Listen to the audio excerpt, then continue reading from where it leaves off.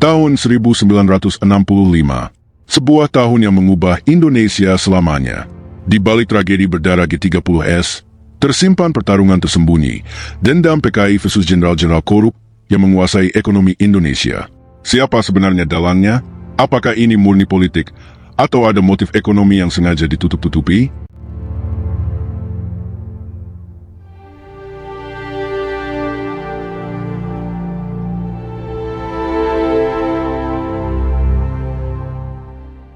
Militer jadi pengusaha, awal mula konflik.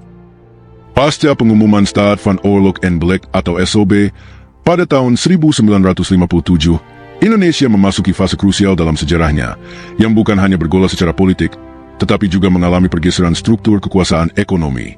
Keadaan darurat ini, yang secara resmi diberlakukan untuk menjaga stabilitas nasional, ternyata membuka ruang luas bagi militer untuk keluar dari barak dan masuk ke jantung ekonomi nasional.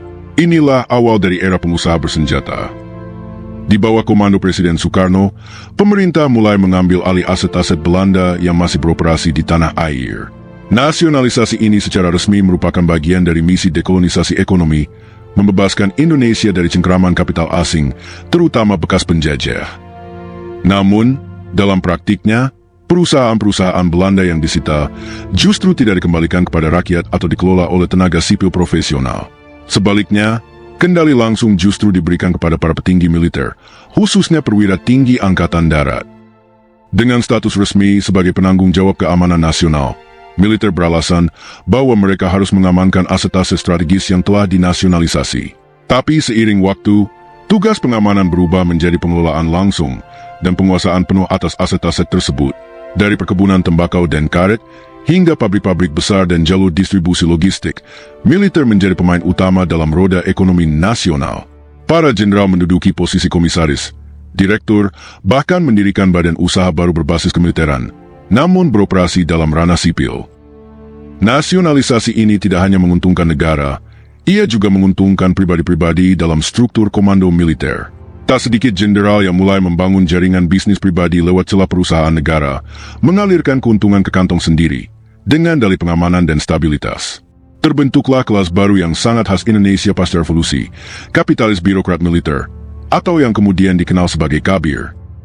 Fenomena ini semakin menonjol dalam konteks konfrontasi Indonesia-Malaysia pada awal tahun 1960-an. Saat kampanye ganya Malaysia dideklarasikan Soekarno, perusahaan-perusahaan Inggris yang beroperasi di Indonesia kembali menjadi sasaran nasionalisasi. Dan sebagaimana terjadi sebelumnya, militer pun kembali menjadi penerima manfaat utama dari pengambil alihan aset-aset tersebut. Kini militer tidak hanya berperan sebagai penjaga keamanan negara, tetapi juga sebagai pemilik dan pengelola modal. Mereka duduk dalam rapat bisnis, menandatangani kontrak dagang, dan mengatur distribusi sumber daya. Kekuatan ekonomi mereka nyaris tak tertandingi. Militer tak hanya memiliki senjata, mereka juga punya modal, kontrol logistik, dan koneksi kekuasaan politik. Namun, konsentrasi kekuasaan ekonomi di tangan segelintir perwira tinggi menimbulkan kegelisahan yang mendalam di dalam tubuh Angkatan Darat sendiri. Perwira menengah dan muda, yang berada di garis depan dan tumbuh dengan semangat revolusi, mulai mempertanyakan orientasi para atasannya. Mereka menyaksikan bagaimana para jenderal hidup mewah, mengendarai mobil-mobil asing, memiliki saham di berbagai sektor, dan mulai kehilangan orientasi ideologis terhadap revolusi yang dikobarkan Soekarno. Kritik yang tajam mulai bermunculan di lingkungan internal militer. Para perwira muda bertanya-tanya, apakah kita masih tentara rakyat, atau kita sudah berubah menjadi tentara korporat? Apakah loyalitas kita kepada negara, atau kepada keuntungan bisnis? Tak hanya itu, beberapa dari mereka mulai curiga bahwa para jenderal telah menjauh dari garis politik Soekarno, yang saat itu semakin condong ke kiri dan menjalin kedekatan dengan blok komunis Asia, Cina, Korea Utara, Vietnam Utara. Para jenderal yang memiliki kepentingan ekonomi justru mulai tidak nyaman dengan arah politik yang terlalu revolusioner dan anti-barat, sebab bisa mengancam stabilitas bisnis mereka, yang kadang masih menggantungkan diri pada pasar global. Situasi ini menciptakan polarisasi tajam. Di satu sisi, terdapat kelompok yang masih setia pada idealisme revolusi Soekarno dan semangat dekolonisasi total. Di sisi lain, berdiri para jenderal pengusaha yang mulai bermain dalam logika pasar dan kepentingan pribadi.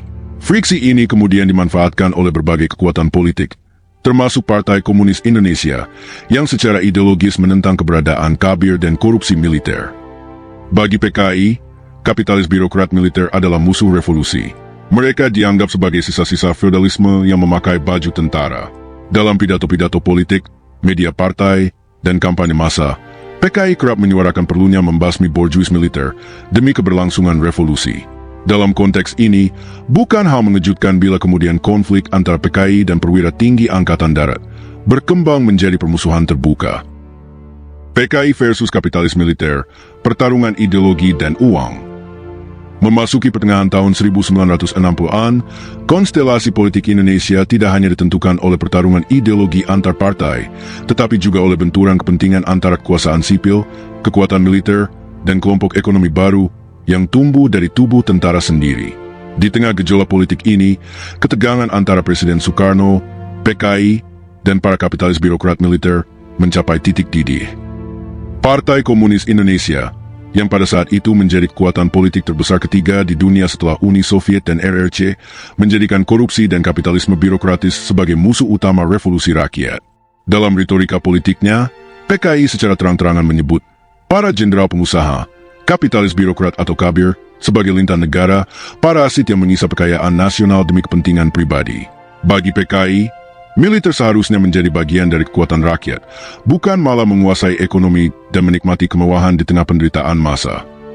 Serangan PKI terhadap kabir bukan sekadar serangan moral, tapi juga strategis. Mereka sadar, selama perwira-perwira tinggi Angkatan Darat menguasai perusahaan nasional, agenda sosialisme dan pembagian kekayaan tidak akan pernah berjalan. Oleh karena itu, kampanye pemberantasan korupsi yang di permukaan tampak sebagai gerakan moral, sebetulnya adalah upaya delegitimasi struktur militer konservatif, sebuah pertarungan kelas dalam ranah kekuasaan. Di sisi lain, Presiden Soekarno semakin terang-terangan menunjukkan kedekatannya dengan PKI, dan lebih jauh lagi, dengan blok komunis Asia. Dalam pidato-pidatonya, Soekarno tidak hanya mengecam neokolonialisme dan imperialisme Barat, terutama Amerika Serikat dan Inggris, tetapi juga memposisikan Indonesia sebagai pusat gerakan dunia ketiga yang anti-Barat dan anti-kapitalis. Simbol politik yang paling kentara adalah pembentukan poros revolusioner Pyongyang, Peking, Hanoi, Phnom Penh, Jakarta, sebuah aliansi ideologis yang menandai keberpihakan Soekarno kepada gerakan komunis Asia. Di mata Barat, ini adalah alarm bahaya merah. Namun bagi Soekarno dan PKI, ini adalah langkah strategis untuk membebaskan Indonesia dari ketergantungan pada modal asing dan pengaruh imperialisme global. Namun, tidak semua pihak menyambut baik pergeseran haluan ini.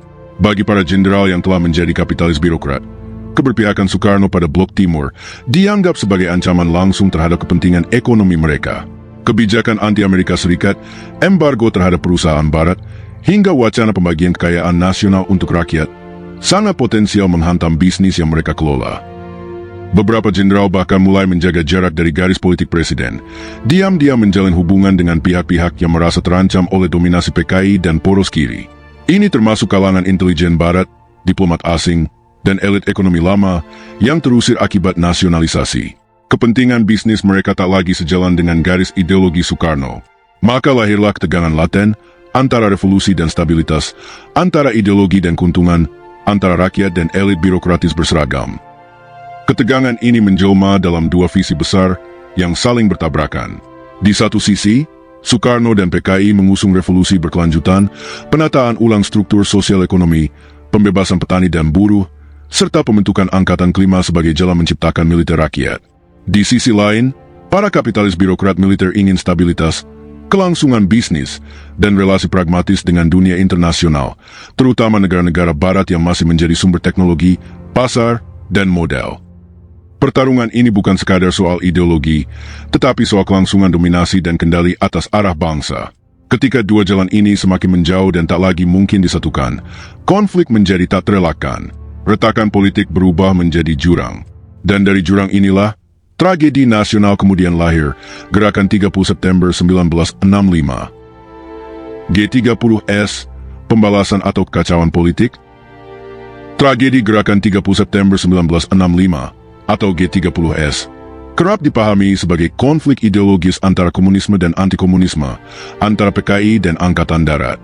Namun, Di balik slogan dan pernyataan politik, tersimpan tarikan kepentingan ekonomi yang jauh lebih kompleks dan menentukan arah sejarah Indonesia.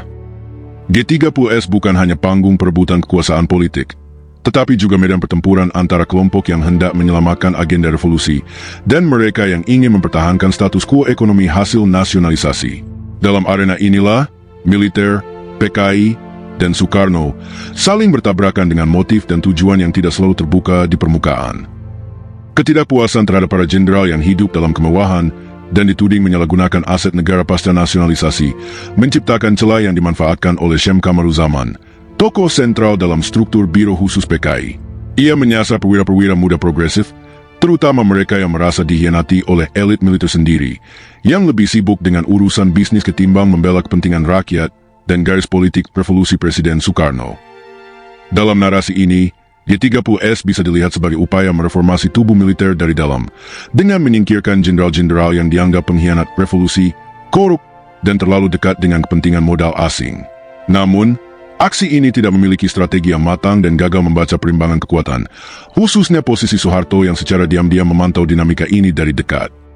Bagi PKI, keterlibatan dalam G30S bukan sekadar inisiatif kekerasan, tetapi bagian dari strategi jangka panjang untuk menegakkan agenda revolusi nasional demokratik. Dengan menyingkirkan elit militer konservatif, mereka berharap bisa membuka jalan bagi pembentukan angkatan kelima, milisi rakyat bersenjata, dan restrukturisasi ekonomi nasional yang lebih egaliter. Namun, realitas politik bergerak jauh lebih cepat dan brutal. Gerakan 30 September gagal dalam waktu singkat. Alih-alih memperkuat posisi PKI atau Soekarno, kegagalan itu memberikan legitimasi penuh bagi Soeharto untuk mengambil alih kekuasaan, tidak hanya secara militer, tetapi juga ideologis dan ekonomis. Ironisnya, para kapitalis birokrat yang menjadi target dalam narasi revolusi PKI dan dianggap musuh oleh perwira muda, justru menjadi pihak yang selamat dan semakin menguat setelah tragedi 1965-1966. Di bawah kekuasaan Soeharto, mereka tidak hanya bertahan, tetapi menjadi fondasi ekonomi Orde Baru, membentuk kartel-kartel militer, konglomerasi bisnis, dan menjalin hubungan mesra dengan modal asing. Soeharto memahami bahwa untuk mengamankan kekuasaannya, ia harus membangun aliansi antara militer, teknokrat, dan pemilik modal. Maka terbentuklah rezim yang dikenal sebagai Dwifungsi ABRI, kekuatan militer yang tidak hanya mengatur keamanan, tetapi juga menguasai sumber daya ekonomi dan posisi politik strategis. Apa yang gagal dilakukan dalam semangat revolusioner G30S justru direalisasikan secara terbalik oleh Orde Baru, bukan menyingkirkan kapitalis birokrat, tetapi melembagakan dan memperluas peran mereka.